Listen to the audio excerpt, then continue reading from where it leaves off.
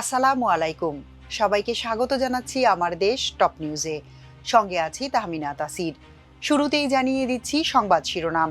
রাশিয়ার তেল আনতে বাংলাদেশকে সম্মতি যুক্তরাষ্ট্রের। 15 ব্যক্তি ও 5 প্রতিষ্ঠানকে স্বাধীনতা পুরস্কার তুলে দিলেন প্রধানমন্ত্রী। হাম ও হামের উপসর্গে মৃত্যু 200 ছাড়ালো। এক মামলায় চিন্ময় কৃষ্ণদাসের জামিন। চুক্তি না হলে ফের যুদ্ধের হুঙ্কার যুক্তরাষ্ট্রের। এবার বিস্তারিত। চলমান সংকট মোকাবেলায় রাশিয়া থেকে তেল আমদানির বিষয়ে বাংলাদেশকে সম্মতি দিয়েছে যুক্তরাষ্ট্র। কূটনৈতিক সূত্র জানিয়েছে, গত 11 এপ্রিল যুক্তরাষ্ট্রের ট্রেজারি বিভাগ এই সবুজ সংকেত দেয়। ঢাকা, মস্কো ও ওয়াশিংটনের সংশ্লিষ্ট সূত্র জানিয়েছে, গত 28 ফেব্রুয়ারি থেকে শুরু হওয়া ইরান যুদ্ধের প্রভাবে জ্বালানি সংকট তীব্র হওয়ায় রাশিয়া থেকে বাংলাদেশ তেল আমদানির জন্য যুক্তরাষ্ট্রের কাছে প্রস্তাব পাঠায়। যুক্তরাষ্ট্রের ট্রেজারি বিভাগ 11 এপ্রিল এই বিষয়ে ইতিবাচক সিদ্ধান্ত জানায়। বাংলাদেশ আগামী 3 মাসের জন্য তেল ছাড়ের অনুরোধ করেছিল। অনুমতি সংক্রান্ত সব প্রক্রিয়া শেষ করতে ন্যূনতম 1 মাস লাগতে পারে। এরপরই রাশিয়া থেকে বাংলাদেশ তেল আমদানির সুযোগ পাবে।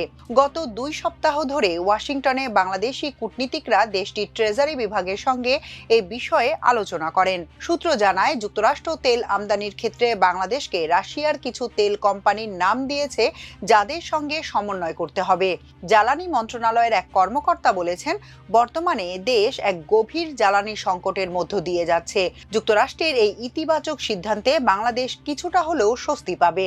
বাংলাদেশ পেট্রোলিয়াম কর্পোরেশন বিপিসি এমন ধরনের রুশ কোম্পানির তেল আমদানির পরিকল্পনা করছে, যা ইস্টার্ন রিফাইনারিতে প্রক্রিয়াজাত করা সম্ভব। অন্যথায় তেল আনার পর তা তৃতীয় কোনো দেশে পরিশোধন করতে হলে খরচ বেড়ে যাবে।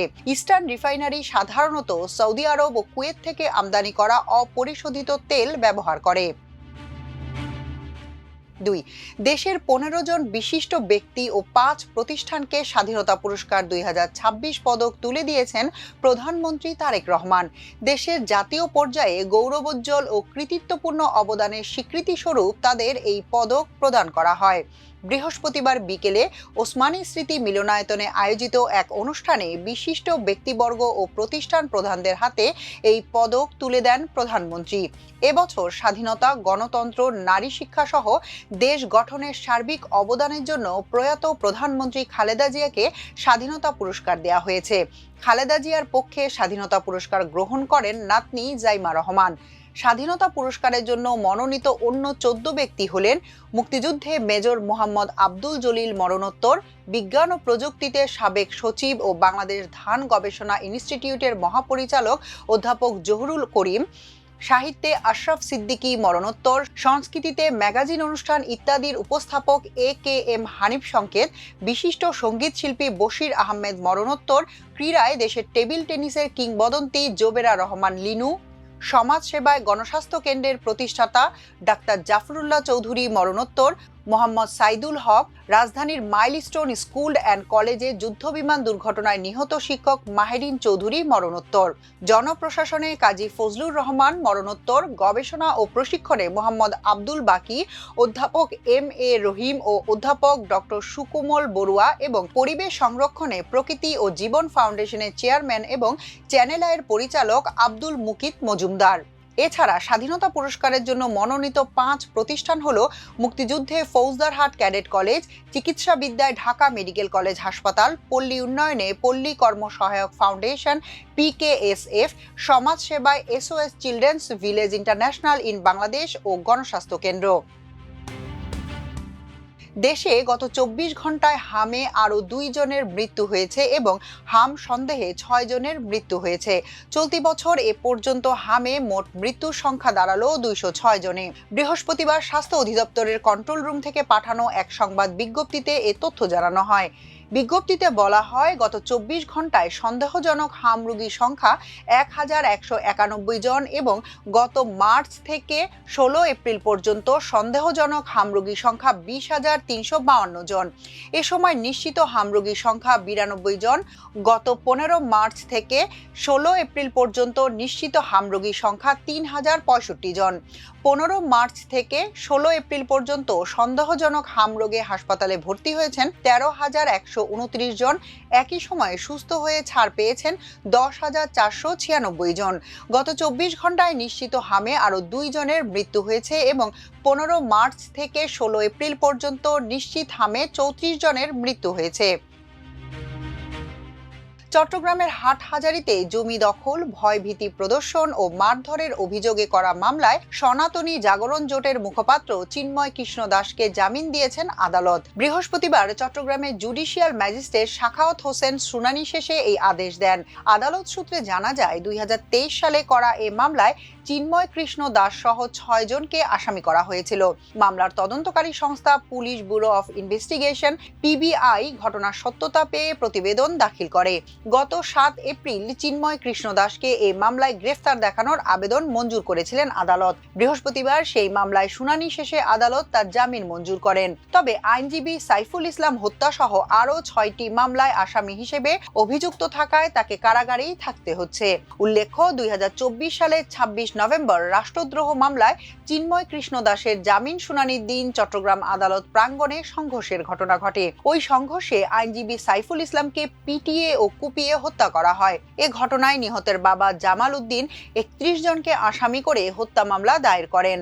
পুলিশের করা অভিযোগপত্রে উল্লেখ করা হয়েছে, চিন্ময় কৃষ্ণ দাসের উস্কানি ও নির্দেশে ওই আইনজীবীকে হত্যা করা হয়। আসামিরা ধারালো অস্ত্র দিয়ে কোপানোর পর লাঠি ও রড দিয়ে আঘাত করে সাইফুল ইসলামকে হত্যা করে।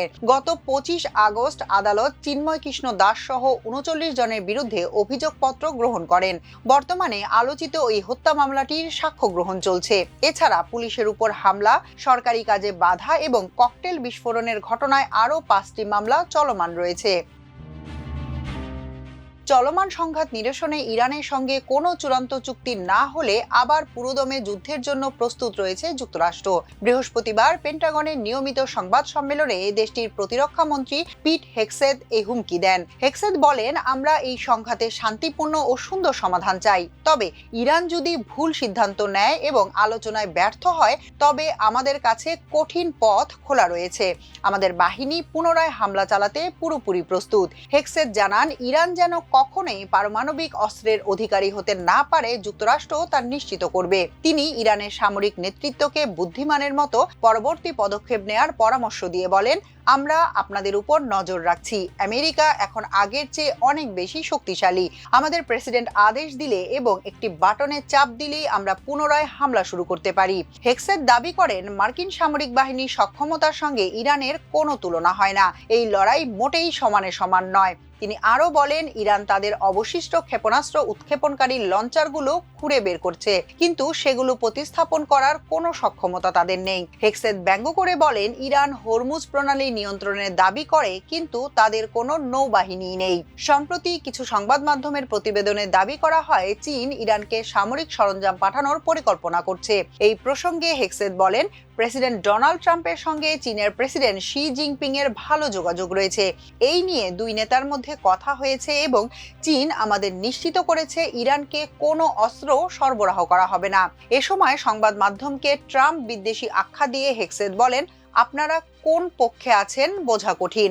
আপনাদের আচরণ দেশপ্রেমের সঙ্গে যায় না। সংবাদ সম্মেলনে জয়েন্ট চিফ অফ স্টাফের চেয়ারম্যান জেনারেল ডেন কেইন জানান, গত 13 এপ্রিল থেকে মার্কিন বাহিনী উপসাগরীয় অঞ্চলে নৌ অবরোধ কার্যকর করেছে। এই অবরোধ হরমুজ প্রণালীতে নয়, বরং ইরানের বন্দর ও উপকূলীয় জলসীমায় সীমাবদ্ধ।